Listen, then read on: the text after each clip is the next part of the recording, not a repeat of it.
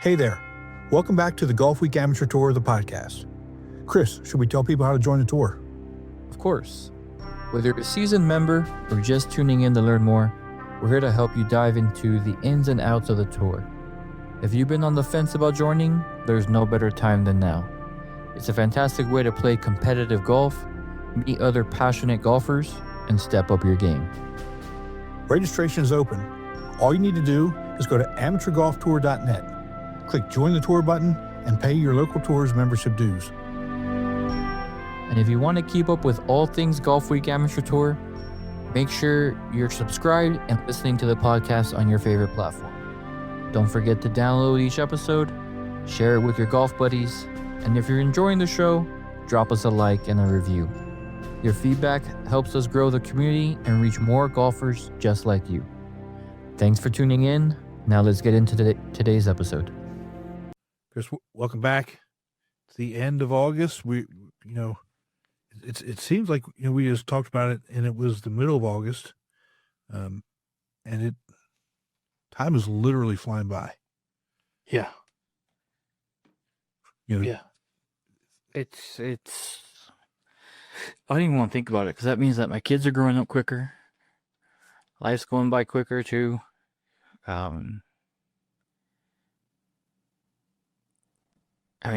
Every tour is almost done with their season. You've got about 30 some days left till the end of the season. It's crazy. That's it. Crazy. Think about it like this, okay? So the August 25th, by this time in less than 60 days, both national championships will be done. Yep. Done. And we don't get a break. I think we talked about it. I think you're going to get a break, and I got to put together the best of episodes. Is that what we talked about? We're doing something. We gotta do something. I think we're getting close to our 50 episode. We've already done 50. Was it 50? No. Okay. So what do we do? We celebrated the 50 one, right? Yeah. When was that? I don't know. Whatever we're on now. Hold on. I'm gonna pull it up. Just bear with me here. I think you're right. I think we did the 50 milestone. I think we're close to either 75 or we've passed that. And yeah, we got a lot. Got a lot. We'll come up with something good, for the off season. And we'll talk about the player of the month and stuff later. But I do have an idea for how I'll run it by Dennis, but how we're going to choose the player of the year. yeah, which who? Good luck to the people, the committee, whoever is picking these. It's going to be done, right? Good luck. So, we've got the July player of the year. This episode, huge. These guys, there's only one more month left. So if your tour has not submitted somebody, August is a month, and we come strong. That's all I can tell you. Come strong. Yes, because everybody's going to be jockeying for that last spot. It's probably not the right word, but we're going with it. You got to submit somebody. I got to submit somebody for Atlanta. There's a bunch of tours out there that have not. And I talked to some guys that said they're holding off to the last month. And I said, well, that's probably not a good idea. No, that was not a good idea. Yeah. So anyway, it is what it is, and just get them in. But we got. I say this all the time, and people say, well, you always say that. We got a good episode. Oh, real quick, before I go any further, I got 0 comments on the thumbnail for last episode. 0. I looked at it earlier, and I sent it to the guest from it, and I said, does that cow look familiar? And I sent it, and I realized that can go in 3 different ways. So if you haven't seen the thumbnail, please go see it, because I'm waiting for a response. Yeah, that was funny. when I showed it to Jen, she didn't get it, and I had to tell her what happened. And then she got it. And then no, this was her reaction. Ready? Oh.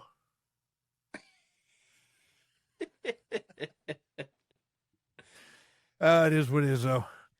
But again, we got a really good episode. Heck, we've got, like I said, the July member of the month, another double 60s champ flight player. Yeah. I mean, There's some good golf being played this summer. a lot of good golf. So champ flight, A flight, B flight, C flight, D flight. Get your game together because national championship is right around the corner. Right around the corner. Let's go ahead and get started. Let's do it.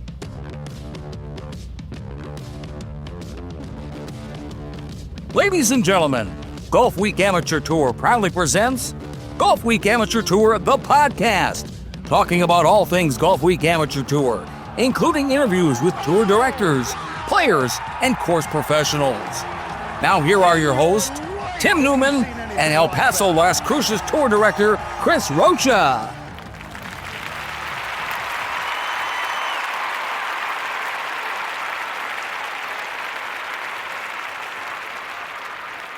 Tim, welcome back.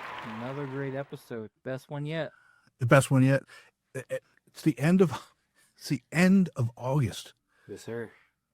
So if people haven't moved yet, it's too late. I mean, you're stuck where you're stuck. So Yeah, I mean, unless you get better. It fair. It only Unless makes you it get- fair. I know. I'm good with it. I You're- would just say you're right. get better, and bump up, and it is what it is, and embrace it, enjoy it, and go with the next highest flight. I mean, I've been I don't know if victim is the correct word for this, but I've been on the other side of getting moved up, the 2 or a month before nationals.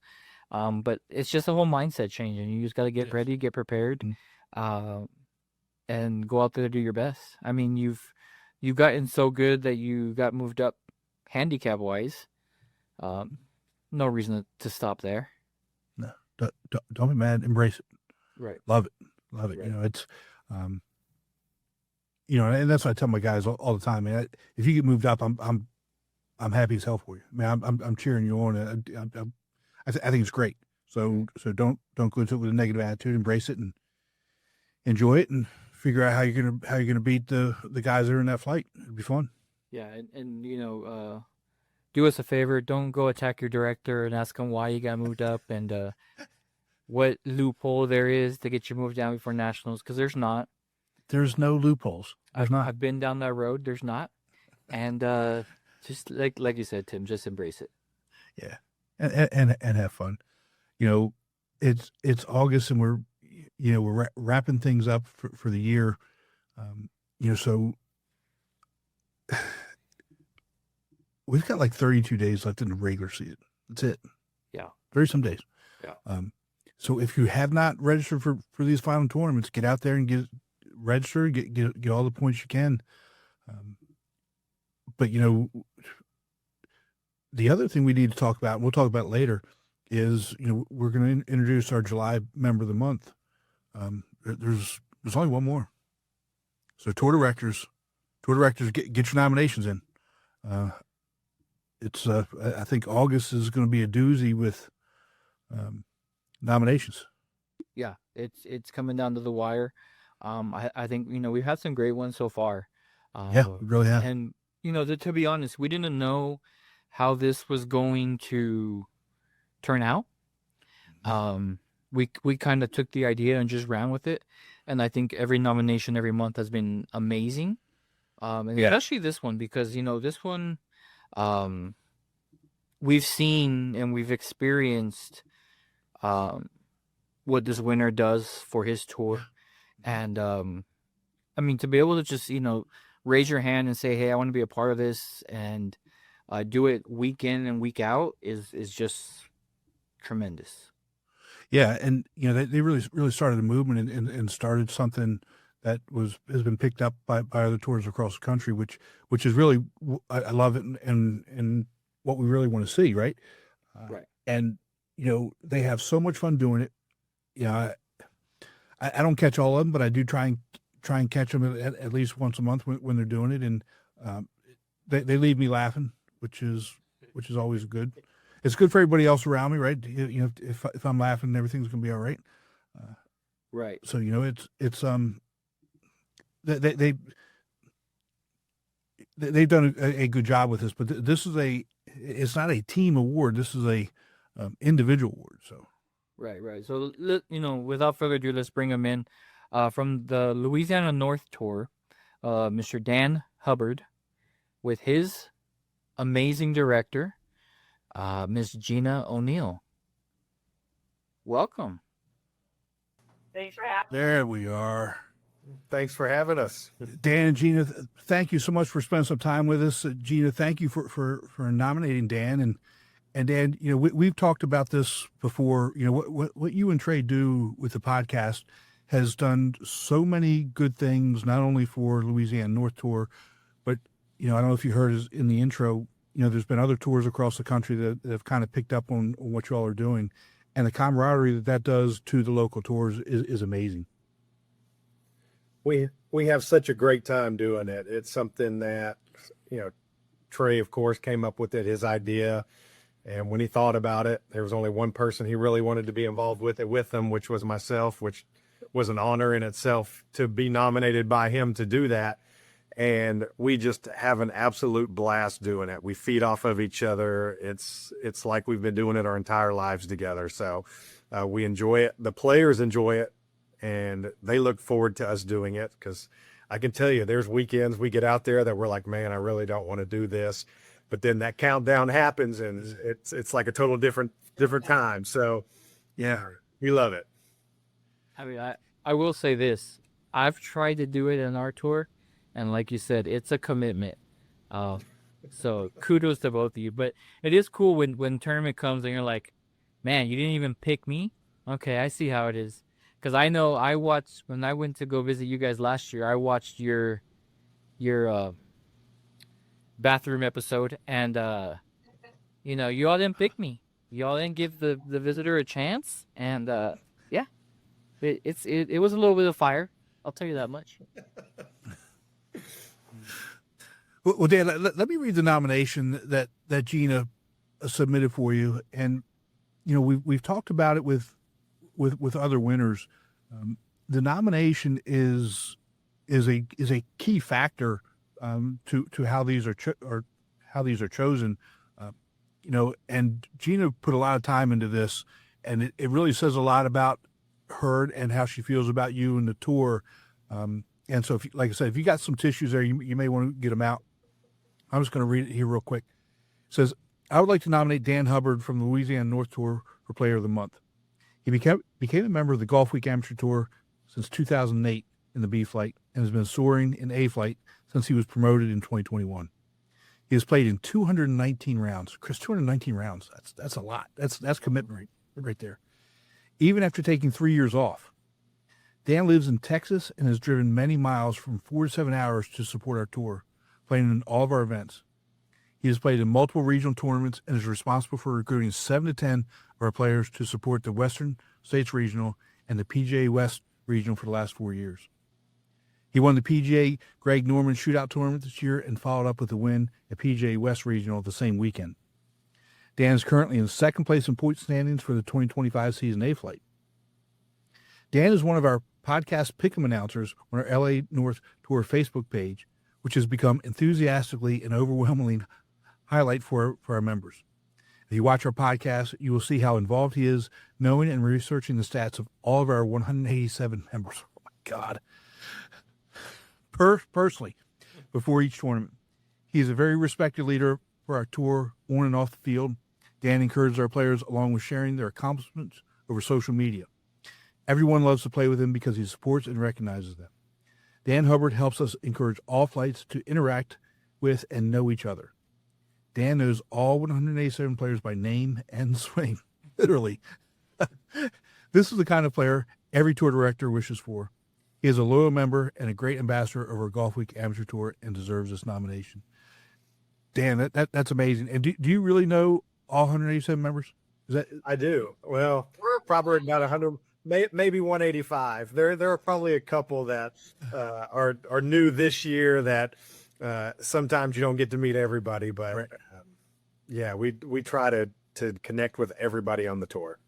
You know, that's so important, and it says a lot. I mean, when you go up to a player and you know their name, that just builds connection right away with them, and whether it's their first time, second time, third time, you know their name, that really kind of hooks them into, wow, these people really do care about me and want us to have a good time. And we do, and it's, you know, we'll do our announcements, and we'll pick everybody before the hand, and after the round, people will come up and they'll be in second place. They didn't win. They'll be like, "Man, I'm sorry I let you down." And I'm like, "You're not letting me down at all. You know, great job." And so, you know, they like being recognized. They like being talked about, as we all do at times. Yep. So it's a pleasure for us to be able to do that for them and give them that spotlight when they deserve it. Yeah. Did anybody talk about you and you winning, you know, the regional and the tournament right before that? Because, you know, you got to have a guest on so that you get some recognition too. You know, I mean, Trey did mention it, you know, with me there on the podcast. I'm not big on those accolades, but he did bring it up to mention it for me. So Trey gave me that thunder. well, that's good. And if he didn't, we'd have to have a conversation with Trey, Chris. Trey's great. He really he loves doing the podcast just as much as I do. He loves all the players. Yeah, it's great. Matter of fact, you know, we just went on a big golf trip this past weekend, myself and Trey. So we do, you know, we're very close, not only inside the golf course, but out of the golf course too. That's awesome. Yeah. We're all great friends. So that's awesome. So how long have you been traveling that far, you know, for tournaments? Because I didn't realize that you were doing that. I started the Louisiana Tour in 2008, and then I moved to Dallas in 2012, and then kind of played a little bit on the Dallas Tour from 2012 probably to 2015, and then from 2015 to today. So for the last 10 years, I've been traveling from Texas to play in all the events in Louisiana, and then of course all the regionals that we go to as well. I went back to the Louisiana one just because of the camaraderie we had, all the people that were there and the friendships that had been developed. It was the friendships were great, and the camaraderie was so much better than I'd seen anywhere else that I wanted to make the drive to go back to do it, and now I just can't stop. Yeah, and that says something about all the tour directors. You know, I mean, building family and building culture is not easy. It doesn't matter what type of organization you're in, but especially when it's golf and it's competition and it's kind of transient. You know, you only see each other maybe every other week, you know, 15 times a year. So trying to build that culture of family, it is hard, but you all have done that in Louisiana for as long as I've been around. And I love that.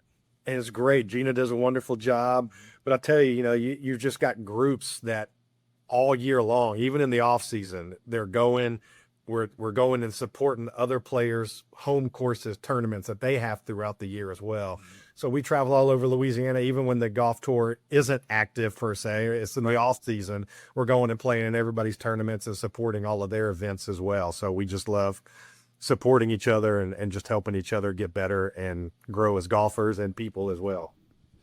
Yeah. And again, that's really just so important. You know, what are you working on your game right now? You're in second place in the point standings. That we can't have that. We can't have member of the month, you know, second place. Getting up to A-flight, that's tough. It does. I mean, if you're not working on your consistency, you're just not going to do it. I mean, it's tough to be at the top of the game every tournament. And so, you know, we've got several players that are just amazing golfers on our tour. And it's just, you know, any given weekend, there's no telling who's going to be at the top. Yeah. And when you got a big tour like that, again, it's hard because you never know who's going to have that good weekend, right? That is true. I mean, if you got like a small field, if you got 5 or 6 guys, okay, yeah, still somebody's going to have a good round, but it's a lot easier to overcome 5 or 6 guys than 15 or 20 guys, right? But Dan, your handicap is right smack in the middle of the range at 6.2, and so you've number one, you've obviously gotten better, and you're, like you said, it's about consistency. And Chris, we talked about consistency with Champ Flight, over the last couple of weeks, and this is again A Flight. Their dispersion becomes just a little bit more than Champ Flight, but to be a good A Flight player, you have to have that consistency, like what Dan is showing right now. Well, thank you. Yes. Getting that consistency was big, but I'll tell you another thing is, of course, miss a lot of green. So being able to chip and putt definitely helps as well. Yeah, absolutely. Chris, you hear that, right? You got to chip and putt. I'm working on it. I'm taking that. All right. So go ahead, Chris. Well, no, I was just gonna say, Gina. So, obviously, congratulations, 190 members. I know we've talked in the past, and that's a big goal to hit. So, first off, congratulations on that. But I know your season's winding down. You have 2 tournaments left. Tamaka Trails as your season finale, which is probably one of my favorite courses in Louisiana. But how do you feel the season went this year? Great. Every one of our tournaments sold out 2 weeks prior to to the event. Wow. So I'm so happy about it. We did have one tournament, Viper Spin, that we had a rain out, so I had to change it from Saturday and Sunday. And we had 90 players come to that. So it really messed a lot of schedules up, but we got a lot more people that were on the wait list. We've been so blessed. People like, wait, I was trying to sign up, but it's closed. Well, we've been selling out all year 2 weeks prior, which is a blessing. It really is a blessing. So I'm happy about it. I mean, I think the last tournament sold out in the middle of another tournament that we were actually playing in. So that's how quickly it goes. And I want everybody to know this too. We truly do not have the courses in the North Louisiana area that most tours have. We travel probably 2 to 3 hours from our home base here in Bossier City to our courses. So it's not the courses that keep our You're right. tour together. Right. And that's what I love about our tour so much. And this sounds so cliche. Every time you've ever interviewed me, I've always said this, but it's the truth. We have such a family that get together that it doesn't matter what the course is. We are happy to see our brothers and sisters at the courses, and we play with each other. It's like a family reunion every 2 weeks. So, but yeah, we've been really blessed. So we're draining blood from a tournament with these courses, but the camaraderie that we have built, Eric Simmons built for us, Mark Chalasso kept it going. I've tried to keep it going, and with help with people like Dan, and we have such a great leadership team on my tour too. A lot of people just get together and they work together, and it just blends well, and we've just been blessed, honestly. And Gene, I've told you this before. Chris and I talked to players all over the country, and to a person, we've only heard good things about you and how you run the tour.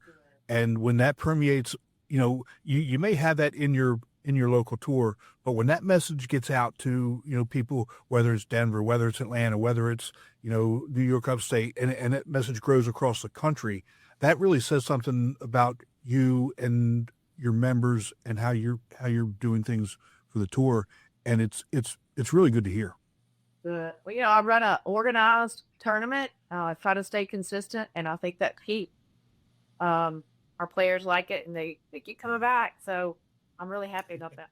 Yes, we do. Yeah, we do. We talked. We have someone driving 4 to 7 hours every single tournament. Come on. That's insane. Yeah. I mean, that's Wow. But Dan, I've been there and I've done that, but I haven't done it for as long as you did it. And after a couple of years, man, it's just, I'm done. I want to take a nap. That's just me. It's like I look forward to those weekends, not only just playing the golf, but being with all of our friends just together for the weekend, and so it's it's definitely an enjoyment that you have to be able to want to do it.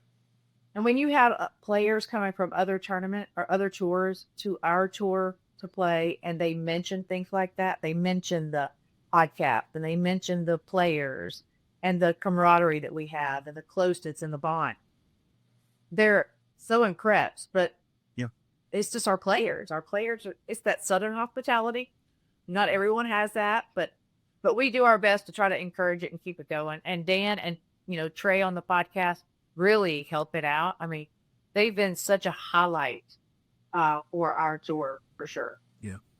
Yeah, and again, that it doesn't go unnoticed, especially when I get comments of, "Wow, I wish our tour was like Louisiana North Tour," and and that's my members saying that too. So, it's they do this, and there's we're always made to feel welcome, and we had Trey Coker and Rod Barnett on the last episode. I don't know if you know this, but Rod from the Louisiana Senior Tour shot the lowest 2-day score in the history of the tour a couple weeks ago.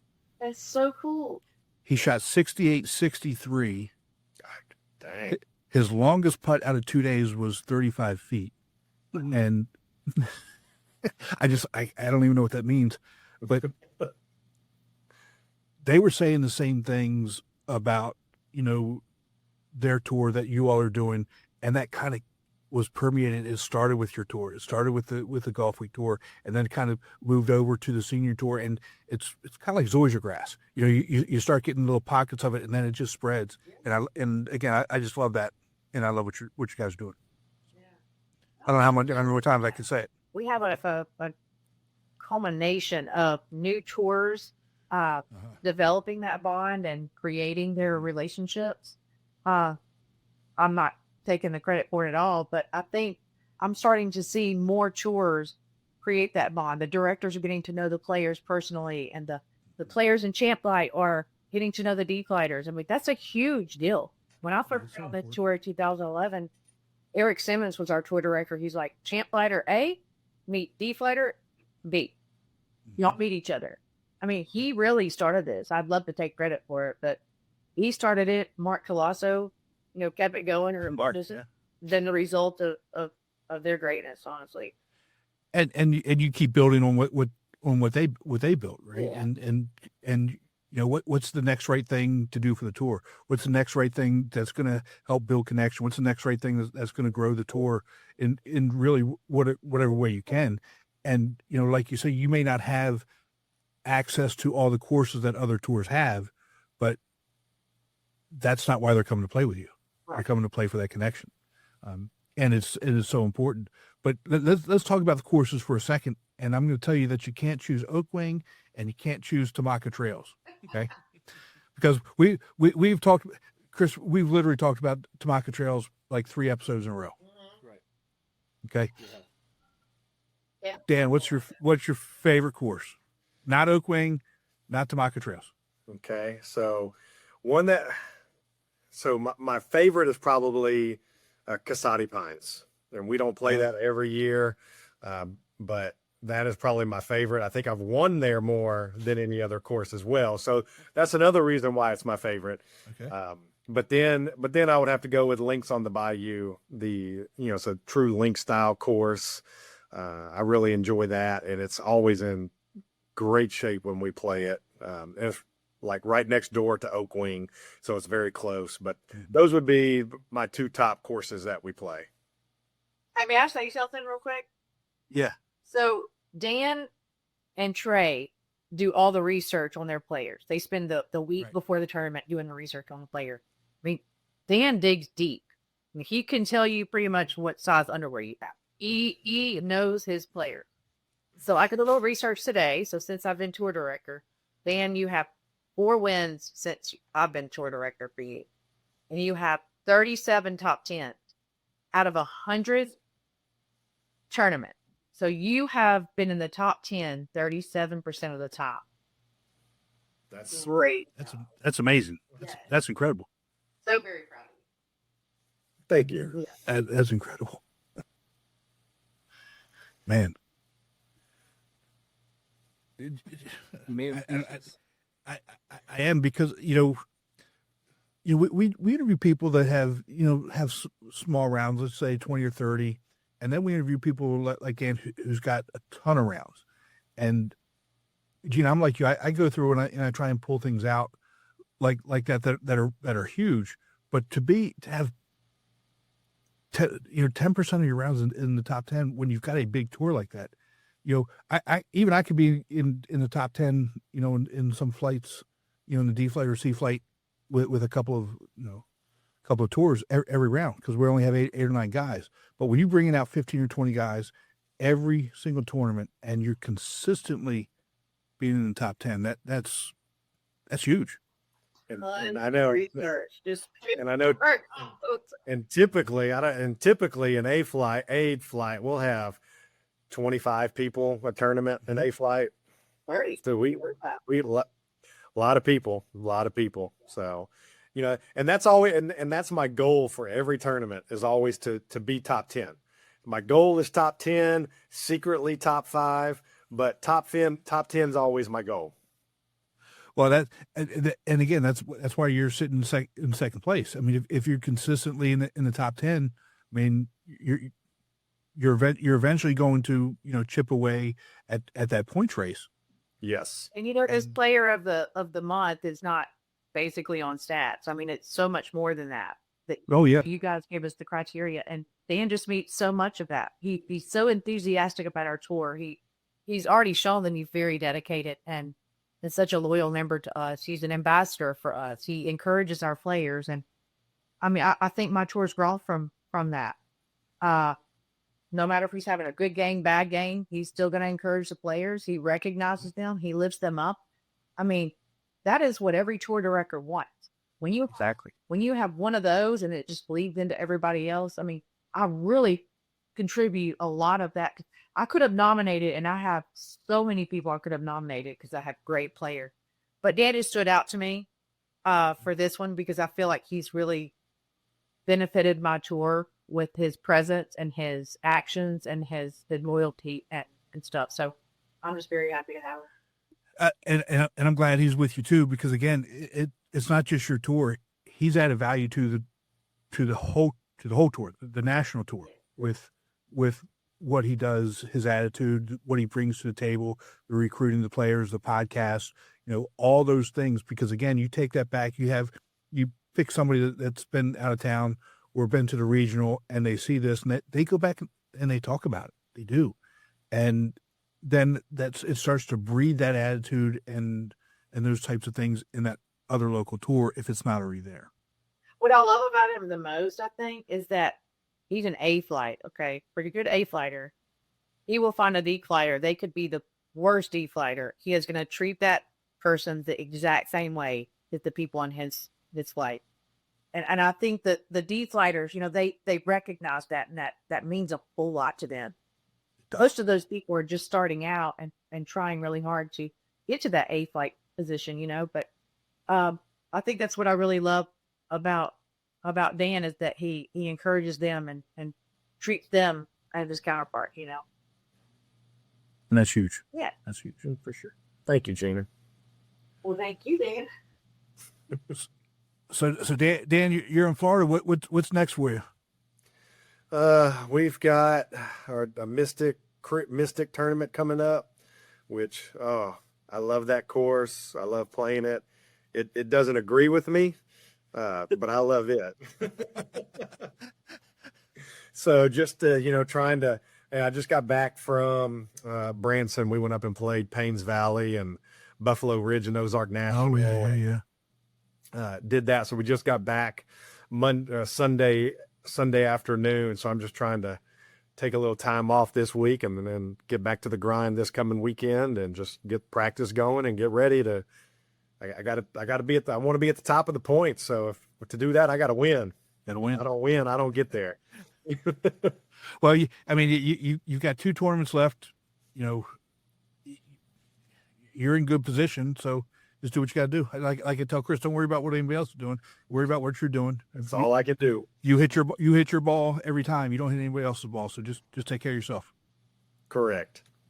So, and Gene, we didn't even talk about you. Let me pull you up here. I mean, Well, don't shake your head. Don't shake your head, Gina. Let's see. It's so hard to do it when you're the tour director, though. I can't. Gina, I don't know about you, but for me, I hardly play at all anymore. But I couldn't. When I'm running the tournament, my head's not there. Yeah, I haven't played much this year, but if I played, I'd take a position from somebody that's been on our wait list. So I can't do that. I can play golf on other days, but I don't want to take a spot from our players for sure. And we have a wait list a mile long every single tournament, so I don't feel like being able to play when they're on the wait list. Well, that's again that comes with being tour director. It is what it is, and you got you got to do it. Yeah. So, and what I love that you guys are shotgun every tournament. I really do. You know what? So everybody can get together, Great right? Great see. The Yes. champ players don't get to mingle with the Right. players. Mhm. But I think the shotgun has also bonded us a little bit.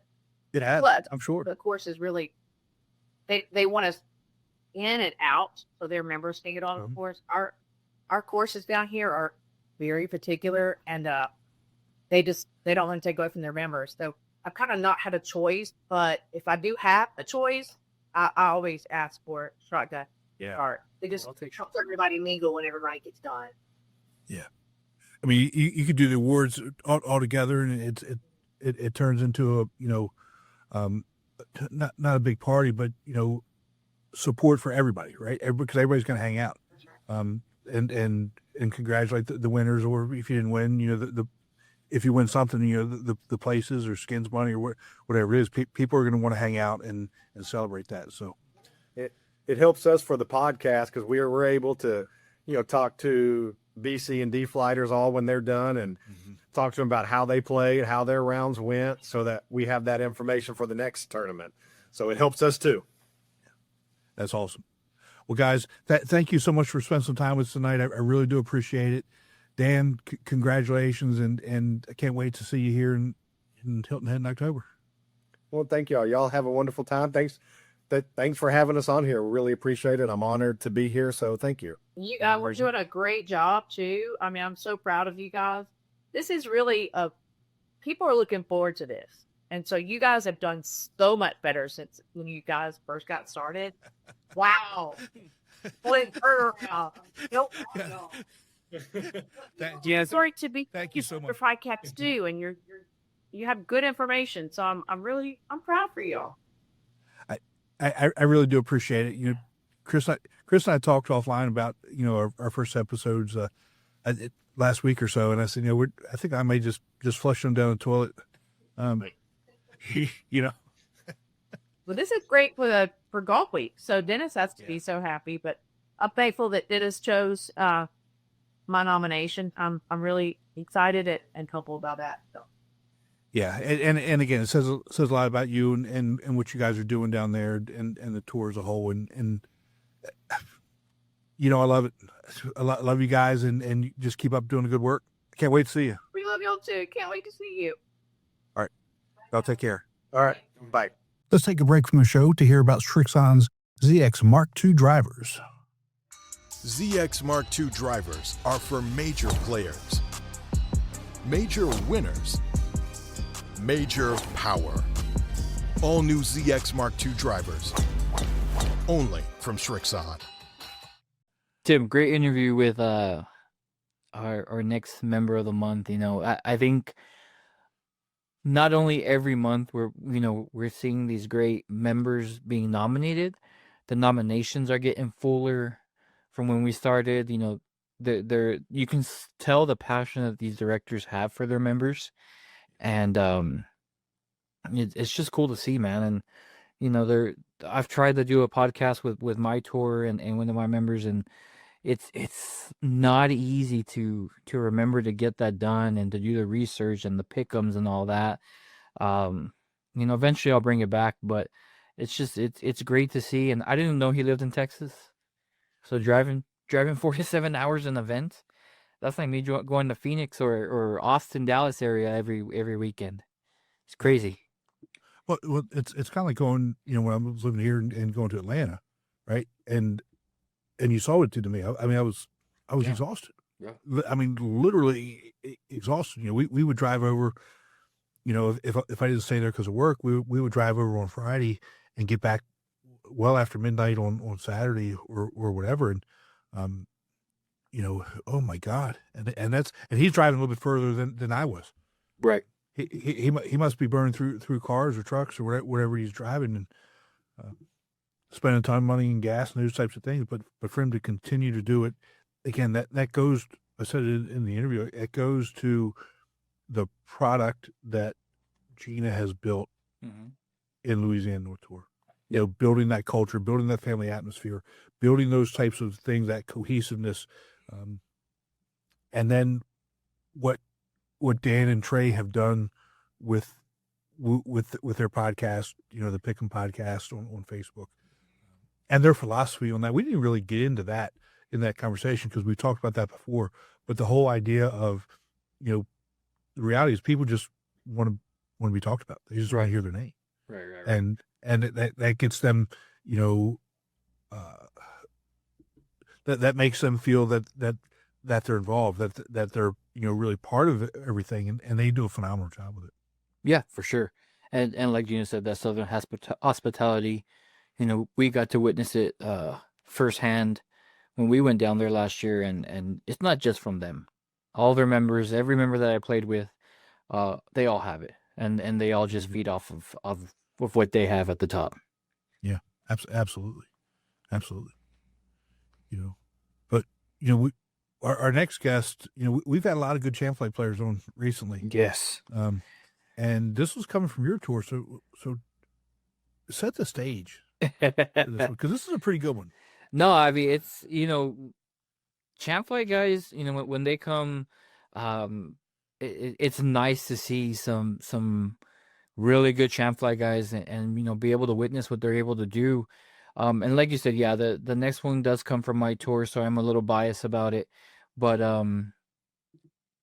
how can you not get a guy on our episode that has 2 first names? We got Ricky Bobby.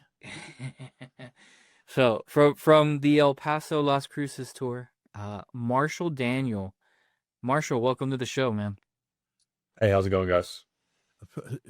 Doing great. And when Chris told me about you, because I watch the scores from around the country, but really when I'm watching El Paso, I'm really looking at his scores so I can give him a hard time. Facts. That's really why I watch El Paso, and I didn't really notice the scores that you put up on that last 2-day, but I mean you went 66-68. That's pretty good. Yeah, it was just a lot of fun. Both the courses were super nice. I got up to New Mexico, the championship course, back in the middle of June for the state am up there.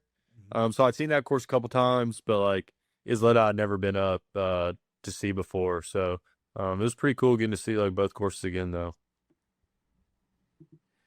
Yeah, it's pretty awesome. Go ahead, Chris.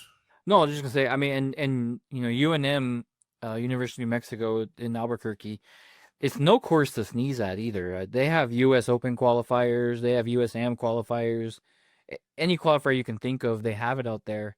And to go with 66 is just, it was incredible to see. And I know the other guys that were in the flight kind of knew they had a battle ahead of them. But to be a 9-stroke advantage is pretty cool, man. And not gonna lie, I was kind of watching to see how low you could go that day as well. So did you take your foot off the gas on day 2 when you knew you already had a lead? No, so my dad was actually out there. He followed me around, and he flew in from Nashville, and I think it was there was 3 holes to go, and I kind of hit one to 25 feet, and I was and he was like, oh, it's fine. He's like, just hit the middle of the greens, and I was like, Dad, I'm up quite a bit. I'm still trying to make birdies on every hole coming in, Right.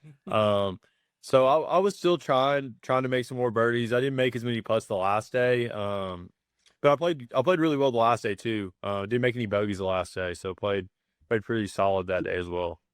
So any bogeys first day? I made one on that long par 3 on the front, number 8. It's like 240. 240 So par that's it. 3. That's a 3-shot hole for me, man. So I mean, so Jen, just put me down for triple.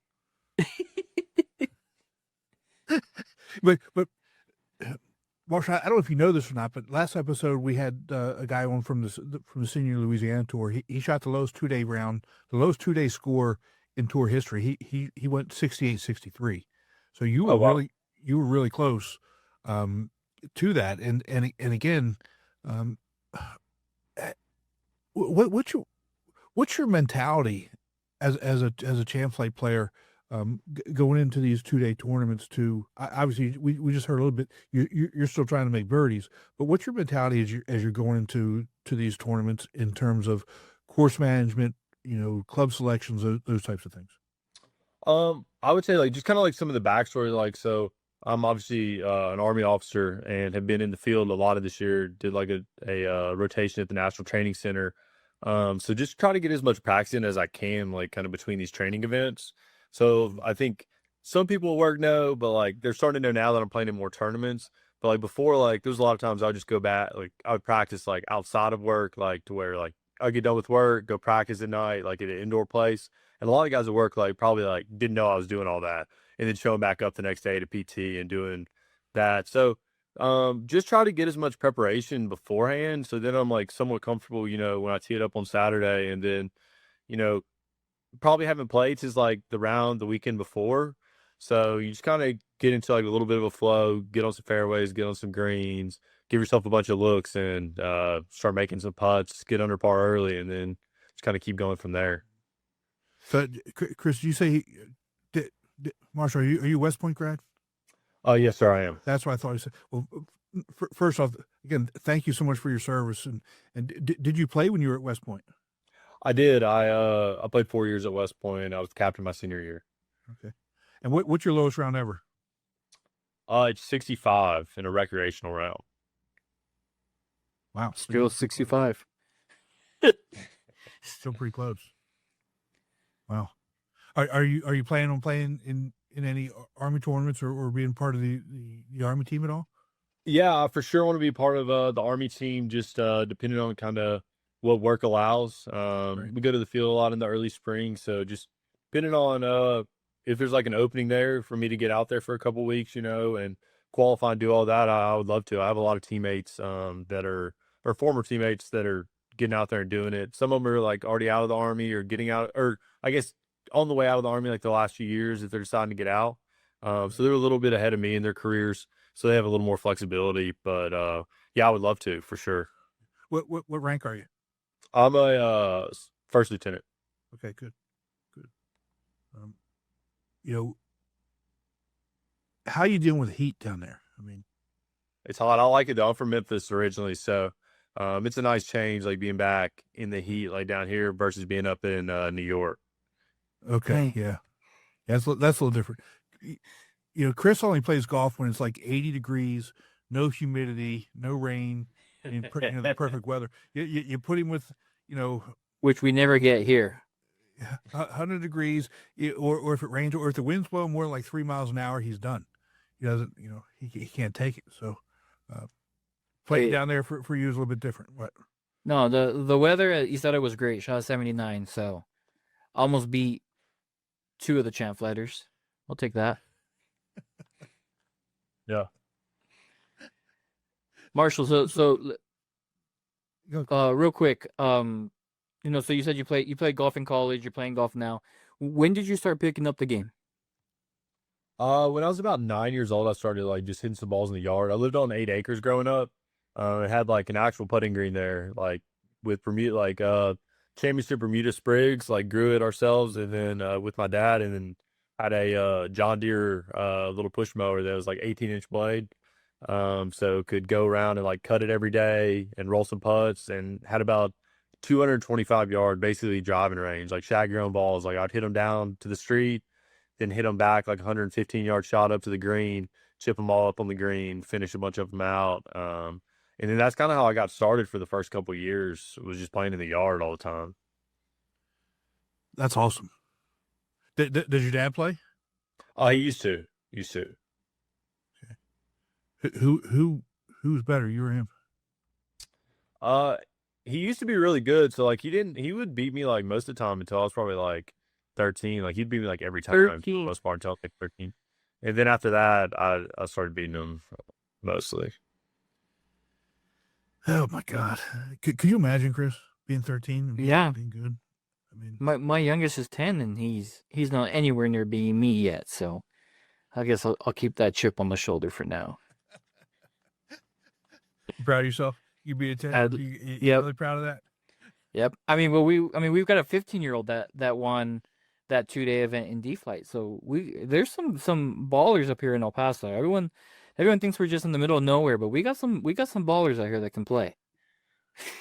Well, I mean, again, if you can go down there and play on those courses, I think the only issue that you all have is that sometimes that doesn't translate into other places. Like coming out to Hilton Head, for you, maybe not have played many different places. It's hard to make the adjustment. But for Marshall, I mean, you've played a lot of places across the country. You can make that adjustment, especially as a champ play player. Doesn't take you long to figure out what that adjustment is and make it. Yeah, for sure. Like in college, we traveled all across the country, like Hawaii, Puerto Rico, West Coast, East Coast, a lot in the Southeast.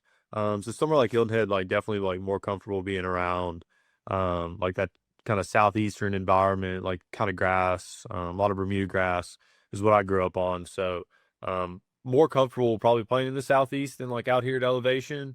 But it's been cool, like learning to play out here over the last, I guess, almost a year now, since I've been in El Paso. Where were you before that? I was at Fort Benning, Yeah, just for the cool. basic officer course. Okay. So I was there for about 6 months in total by the time I got there and left and everything. And then I spent a semester being the grad assistant at West Point for the fall of the 23-24 season prior to that. Okay. Yeah. So here comes back in the day. Back when I was in Fort Benning is nothing like what it used to be. Obviously that's where I did basic training. That's where I did jump school. And it's very, very different now. Obviously a lot more modernized, but I'm very familiar with Fort Benning. I got my best friend lives in Columbus right there. I was in Atlanta for a while. So the heat there, I don't know if you were there any time from really March to October, it's pretty steamy. Oh yeah, for sure. I think I ended up leaving there July 15th of 24. Okay. So I was there a lot of the summer doing some training earlier in the summer, like kind of May into the beginning of June, and it was warm. Yeah, it is. But it is. I would much prefer that than up in New York, up in Minnesota, where you can only play golf, or it's nice out for maybe 2 weeks a year. I much prefer it down here. Yeah, for sure. Like kind of at that period too, like I'd kind of like not played golf in really like at all for like about 6 months. I didn't really pick up a club while I was at that basic course, and didn't really have like that much of an interest. There wasn't like a super good group down there that I was like to play with. Courses were like okay, like they got Columbus Country Club, but I mean, it's just like random dude like to just move there. It's going to be there temporarily. You don't really have the connections to like get in somewhere like that to play like regularly. Right. So I really wasn't playing much golf until I kind of got back to El Paso. In late the fall of 24, I kind of got back going pretty seriously, practicing a lot. I got Studio Golf next to my house, which has been a really good facility. And the guys over there like have been great, letting me get in there and always offering a little bit of advice here and there. So been good. Been able to play a lot more in El Paso, especially since the weather's more consistent all year round. Yeah. So are you self-taught, or you had lessons? You had a regular coach, or? Yeah. So growing up, I had a couple different coaches growing up, that I saw like somewhat regularly, I guess I would say, like not super regularly, like maybe once, maybe average, 4 or 5 lessons a year, I would say. Like by the time like all high school, like last couple years of high school, I didn't really see anybody. And then in college, I think I had a couple lessons, maybe my junior year. But other than that, I've kind of just remodeled my swing by myself over the last few years. So is there something that you're working on with your swing now, or you Um, kind of happy? no, With that? I mean, I can only see 3 scores for you: 72, 66, 68. So I can't imagine that it's you're missing. Tinkering. Yeah. yeah, just always like some small stuff. Yeah, kind of some small stuff, just trying to get a little bit better wedging. And my ball striking really was like my weakness in college. So like I really struggled hitting the ball. And then I would say like now it's like one of my strengths. It's just gotten kind of better as I got out of college, fixed my swing a little bit over time. It was easier having a little bit more time in between practice sessions, I would say, to make like some larger changes that needed to happen. But obviously it's still difficult to make. Yeah, it is, and I guess for somebody in your caliber,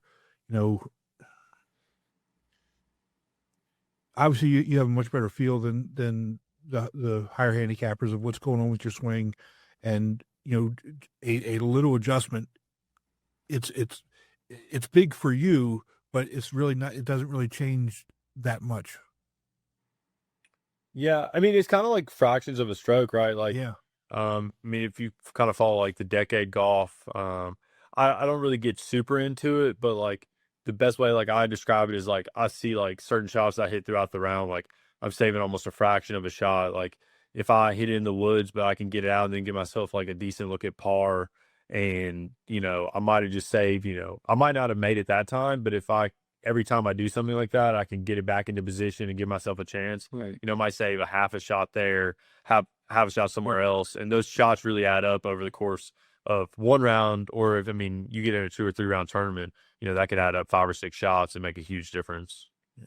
For sure. So, have you played with HB? I have not. Oh my I God. bet. Yeah, I bet that would be a really good pairing. I mean, but we got some great guys that come out and play, and I mean, regardless of who comes out, it's a competition every time, and I think Marshall just, coming out with those 2 scores was just eye opening, because we haven't seen scores that low all season, at least on my tour, and with the trend that we've been having lately, Tim, with our episodes, with all these low scores, it was been a crazy summer with so many low scores. Yeah, so just like I said, just recently we had the senior with the lowest 2-day score ever.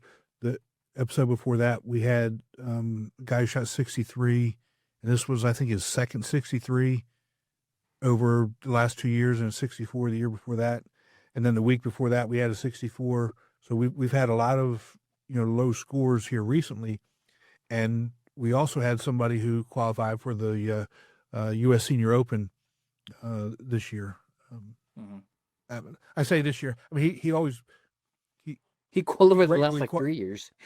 he regularly qualifies for U.S. Senior events, whether it's U.S. Senior Am, U.S. Senior Open, and so the across the nation we do have quality Champlain players, and don't forget about the guy from Minneapolis. He shot 62. I think he shot 62. He shot 62. Right. Yeah. So It's crazy. it's really good to see, and especially if we can get all you guys that are shooting these low scores down the national championship. Love seeing that. Yeah, for sure. I can't promise I'll make it, but like I'll try my best. I'd love to be there. I've played a lot of golf on Hilton Head in college. We normally spend like our spring breaks somewhere in that area. My senior year, we spent like the whole thing there. I played a few of the courses around that area. What's your favorite course down here? I liked Secession. Okay. It's a little bit away. Okay. The Secession Club, I think it was. Yeah, I don't know that one. It was pretty good. We played Harbortown a couple times, and obviously that one's good, real tight. You got to be smart. Yeah, that's you got to think your way through that one. That's not a a banger course. So, Yeah. Well, what do you like about the tour? I mean, you're new to it, but what do you like about it? And what actually brought you out? So I kind of was just looking for some amateur events to play in the area when I first got here. Just something to look forward to. Even I don't really care if the field's like small. I just like to go out and compete and play. So it's been a good place to do that. I don't know. It's nice to be able to tee it up in a competitive format. Right. And, you see some of the tournaments that have like some pretty solid fields. So some good players on the area. And it's a good way to meet other good players around like my area kind of. So I think I've played like a couple of them. Like I ended up playing with like Alistair in a good amount of them. So I think I've seen him at both the ones I've played in. I know I originally saw him at the Skaga like Spring Classic. So it was kind of cool to like see some players around the area and just kind of get to know them. Because I don't know anyone really here. Like I've only been here for about a year in the golf scene. Yeah, and then when you're out training, for almost half that time, it's hard to make those connections and do those types of things. So yeah, I mean, yeah, for sure. Like because not everyone's going to be free just any weekend. Right. So kind of getting these organized events, like it's going to draw more people and get more people to play. So it's easier to like link in with these people that I've met in the past and just get back together with them and play. Yeah. Well, Marshall, thank you so much for joining us. Thank you for your service. And hopefully we'll see you here in a few weeks. Yeah, I appreciate it. Thank y'all for having me on. Take care. Let's take a break from the show to hear about Strixon's ZX Mark II irons. A great iron set needs more than good looks. It's got to be fast and got to be pure. But good looks never hurt either. The all-new ZX Mark II irons from Strixon. Tim, Punchy. Tim, crazy scores. Marshall's such a great guy. So it's such a great addition to our tour. And it's great to see good golf. Everybody was talking about it after day one. And just curious on how low he can go on day two on the easier of the two courses. Yeah. And it's just crazy. A lot of the guys that we've talked to, the Champ Flight guys, it doesn't seem like they take their foot off the gas regardless. Right. They continue. He said, I wanted to make more birdies. Like their goal is to play the game the way it was designed and get the lowest score possible regardless. And that's what I hope everybody does, is try to get the lowest score that you can that weekend. Every shot, every hole, and it's crazy though. I mean, think about what he said. He hasn't really been playing. Yeah, haven't really been playing. After work I go and I hit some balls. Maybe I can play once every other week if I'm lucky. And by the way, 66, 68. Think of what it would be if he was really locked in, really playing, right? Really, really focused. You do have a lot of good champ players, but I would love to see he and HB head-to-head. That'd be a good one. I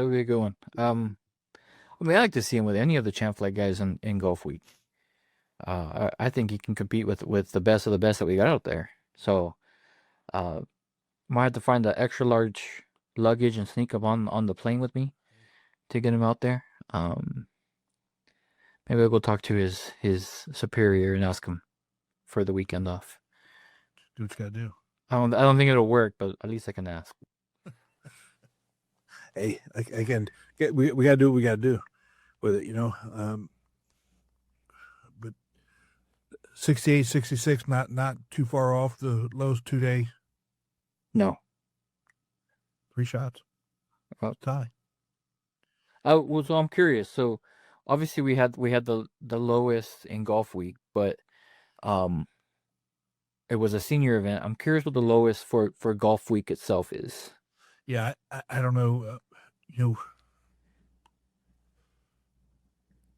I still have that spreadsheet with the lowest scores.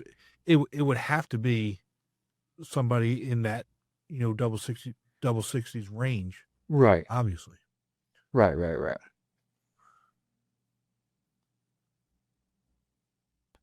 We'll get an update for everybody next time. Yeah, Because I'm pretty sure from now until then, we'll have another champ flag guy come out and shoot another 60-60 something, and he'll be on there. So we can have that information. But like I said earlier, there's some great golf being played. there is. There really And is. I don't think not just in champ flight. I've seen some good golf in all the flights, at least on my tour. I think it's going to be a big national championship, and it's going to be some record-setting scores out there. Let's hope so. I mean, because I love seeing it. Love seeing those shootouts with those champ guys, and if you get on the course that anything can happen, and they're firing at pins and making birdies. Right. Love it. And I mean, with the new format this year, with some flights playing 3 different courses, come on now. Anything can happen. Anything can happen. Because now you got to be able, before you played both courses and you kind of knew what to expect. Now with this third course coming in, if it doesn't fit your game, you need to learn quick how to adjust. Yeah. Quick. So it's going to be interesting. I mean, we speak about champ. Champ players are really good at being able to make that switch almost immediately, right? Right. A flight does better, and then it kind of goes down. And it goes back to some of the things we've talked about. Play what you have that day. Play to your strengths that day. Play smart with the course. If you don't always have to drive. Let's put this: if champ flight guys aren't always hitting driver off the tee box, right? Why, as a D flight player, why would you hit driver? I mean, think about it. Take whatever the longest club you got that you're going to be able to hit straight into the fairway. That's going to give you your best shot. Mm-hmm. I learned that tournament. If I'm hitting greens in 2, I'm making a lot of pars. Right. With some birdie chances. If I am not on the green in 2, it's bogey. Unless my chipping game is on, and that's night and day. So, like you said, you gotta play the course, and that's the most important thing, is you're playing the course. You're not playing everybody in your group, because at the end of the day, the course is gonna win regardless of what the scores are out there. Right. Exactly. But thanks for bringing him out and getting him on. Fun to talk to. I wish him the best. Hopefully he can get out to TPC and to Hilton Head. If not, one or the other. But next time you see him, tell him how much I appreciate his time, his service, and for joining us. For sure. And look forward to seeing him on the course. But Player of the Month, another good one. Why don't we run through the other nominees? And why don't you start with Dallas? Yeah, and like I said earlier, these nominees are getting longer. They're getting more detailed, and that's what we want. I mean, it's cool. So let's start with Dallas. And I think this is the first one we've actually gotten a good morning. So nice to see. The DFW Tour would like to nominate John Crossan as the Member of the Month for July. John joined the tour mid-season of 2019. He became a full-time player on the tour at the start of the 2020 season. Interesting season to start, by the way. Yeah. Since then, he has had 105 rounds played, which includes 5 regional events and 5 straight years of competing in the national championship. John lives almost 2 hours away from DFW Metroplex, yet still makes almost every event throughout the season, which just shows his dedication and loyalty to the tour.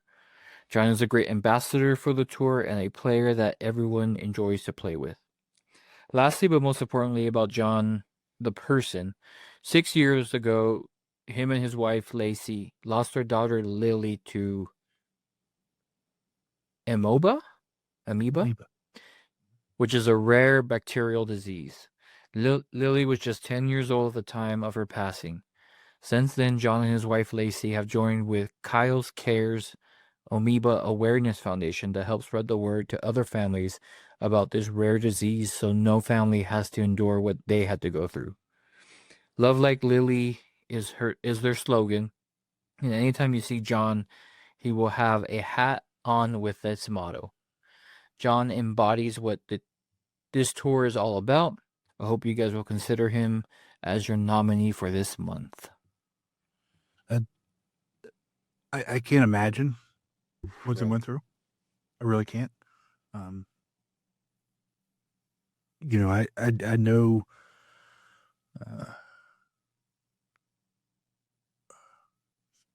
I can't put into words what they had to go through, and Right. and to deal with that. And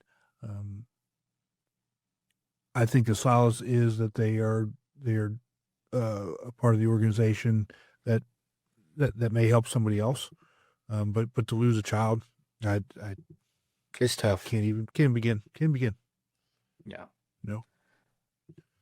So it's John. Thank you for being on the tour. We appreciate you. We appreciate your service. We appreciate your dedication, and I can't imagine what you go through every day. Missing your daughter. So we appreciate it. Yeah, definitely.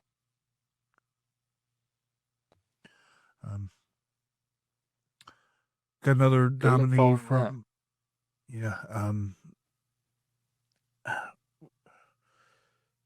got another nomination from the Indianapolis Tour, and Chris, before I read this, I appreciate them all more than anybody could have imagined, because he has taken this to heart, and he's really looked at his members and appreciates them, and everyone that he has submitted has been worthy. Right. He's not just throwing people out there, and that to me, he's taken the time every month to submit somebody who is definitely worthy, and I really do appreciate it. I mean, he really embodied the idea of this from day one. So let's go ahead and look at his nominee for the month of July. I'm absolutely thrilled to put Jeremy Wilson's name forward for the June.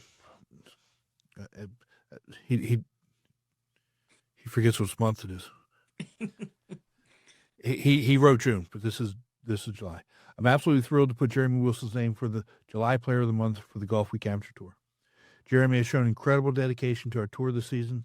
He's already played a remarkable 17 rounds, consistently showing up for every event on our Indianapolis Golfweek Tour, along with 3 regionals and other tour events. His commitment to playing and supporting us across various levels has been truly outstanding, and something I've noticed all year. Beyond his impressive commitment on the course, Jeremy is a true ambassador for our tour.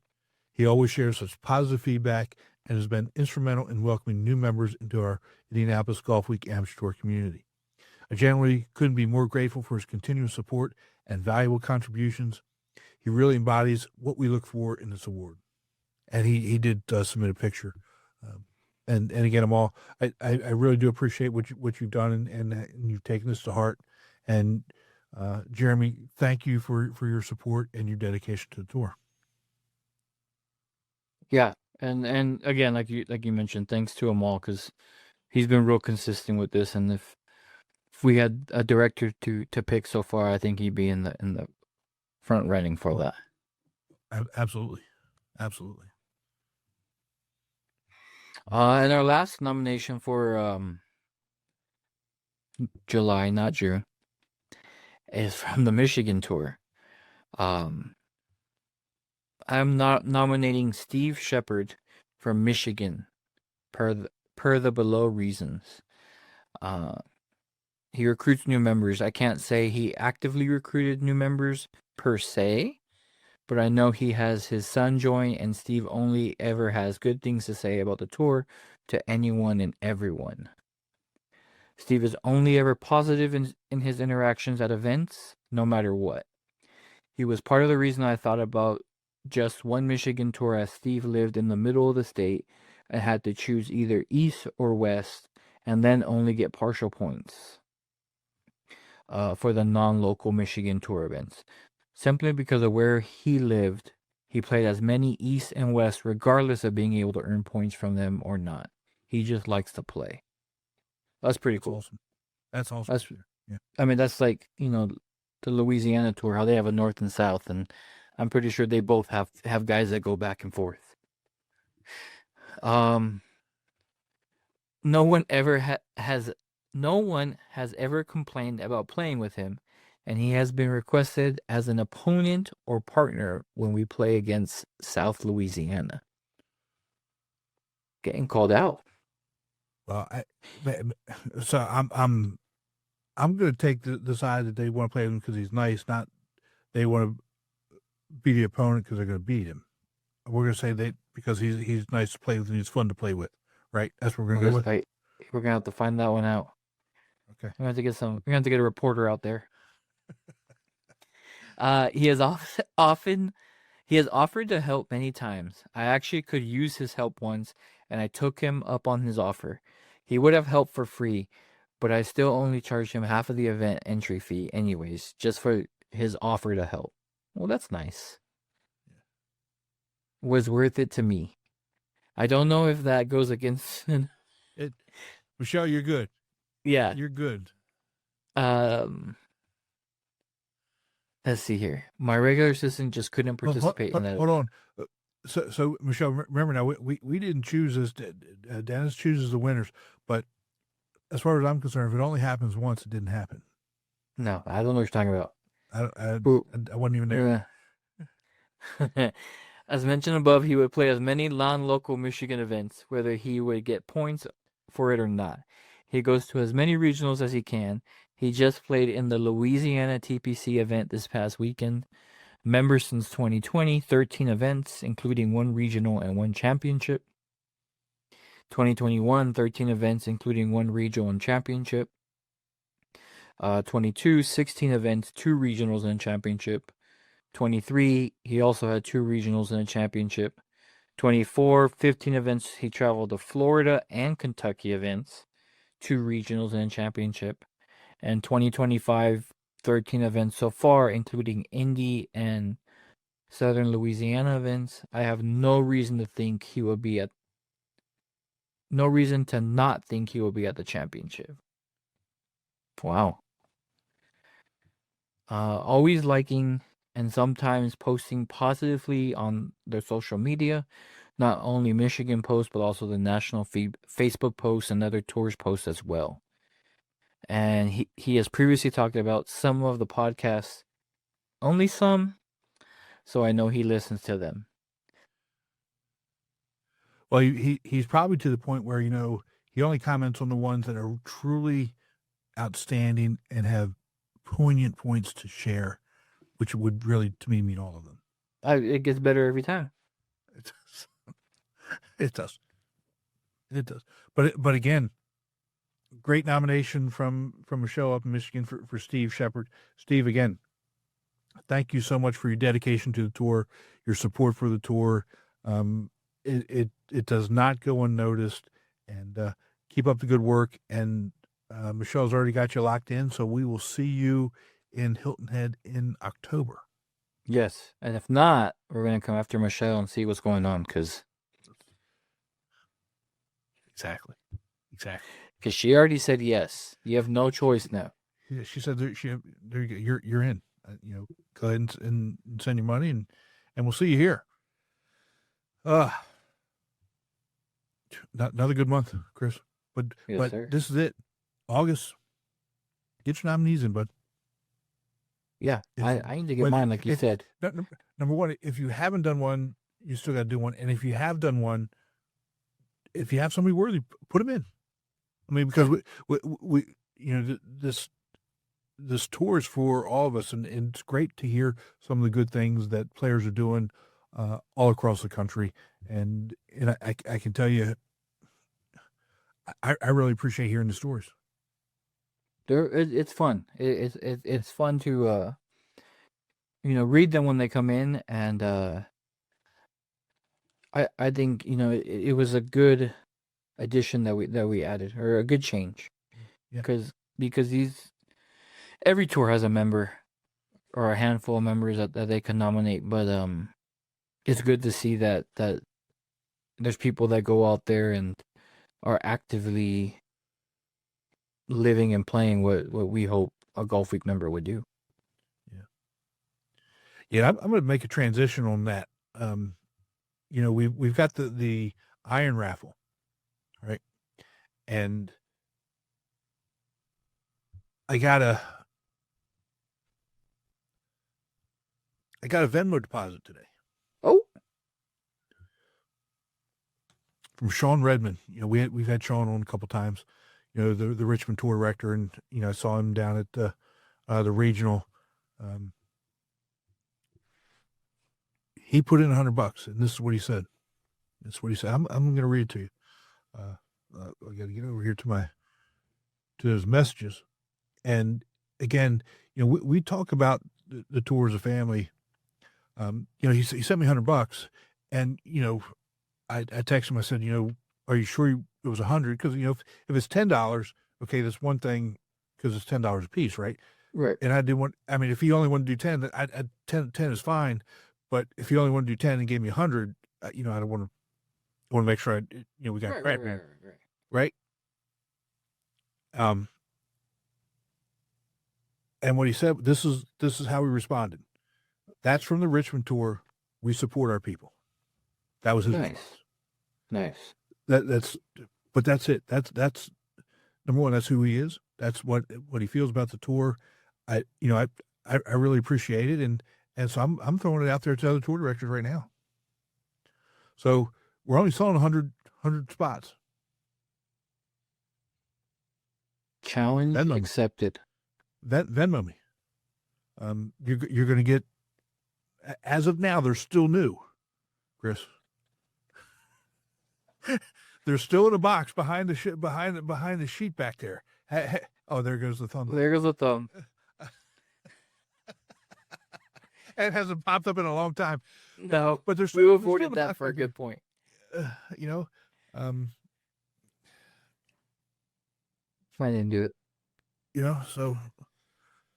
So let's get these things raffled off and give them a good home. They'd be much better use in somebody's bag than in a box here in my office.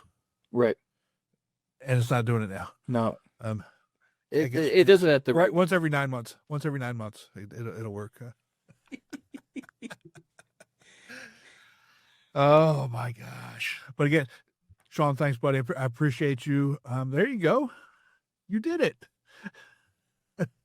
We appreciate all you do for the tour. This is what we look like when we don't get tickets sold. Just don't start doing the hearts. You better not do the hearts. Do not. I like the confetti. Let's see. See, you got me. Okay, I'm gonna stop. See, like my grandkids, we FaceTime the grandkids a lot, and when they're on the phone, they always want to do the faces, the animal faces, the animal heads. Yep, for FaceTime. Mm-hmm. So, anywho, so what else you got going on, man? Nothing much, dude. Just trying to survive the rest of the season. I'm actually excited for nationals. I feel like, besides everything that's happened this year, I feel like after the 79 I had, I kind of figured something out. Went a couple of days with my friend, shot at 80 at my favorite course. So got a couple events left, see how that goes. And like I tell everybody, play the chips where they fall. And I just want to be back in Hawaii, honestly. Such a great time. It's hard getting back to work when you have a vacation that long. Oh, and real quick, I don't mean to interrupt you, and just got a text from Roger. He sends some pictures, and this is what he said. He said, "I'm fine, really. I think I told you I ride my bike a lot. Not like those lycra-clad road bike cyclists. Thanks for sharing that piece. I'm glad, because nobody wants to see that anyway, or anybody.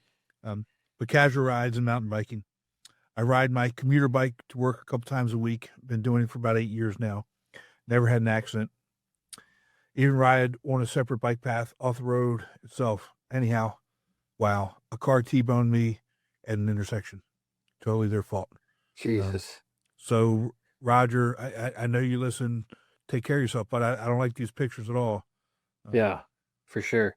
I mean, when I saw, But at least he's well enough to text. So, Yes. it could be worse. Roger, please take care of yourself, buddy.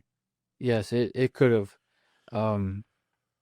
Man, I'm just glad he was able to send those messages, because it could have been, when you say a car T-bone another car, you can just imagine how it is, and Yeah. for somebody riding their bike with no protection like that, it could have been worse. So, again, Roger, to take your time, get better. Rules will always be there. It just gives us some time to get some scenarios ready for you. So, Yeah. take your time, man. Get better, because that's the most important thing. Got to get better, bud. And that goes back to one of the things that you said. Everything that's happened this year. This has been a hard year for the tour. Yes, it has. With again, it's not our story to tell, and some people know what's going on, some people don't. But it's could be, from my perspective, and I'm just talking about my perspective here. It's gonna be really good to get everybody together. Yeah. And see everybody, and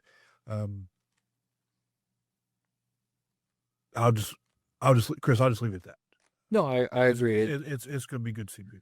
It's been a rough year, and I'm pretty sure everyone else has had their personal issues that have come up, and for those who've had a great year, congratulations, like, well deserved.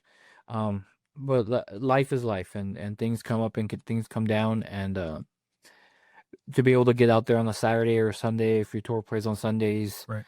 Some Mondays for the senior tour, and be able to enjoy your round and have a good time and be out there with your buddies. It's just nice to have, and sometimes people just need that moment just to put life aside and just have a good time. Yeah, could say better. I think that's a good way to end it. Get out and play some golf. Yeah, we'll swing it. All right, buddy. Best of the family. Take care of yourself. Likewise, you be safe.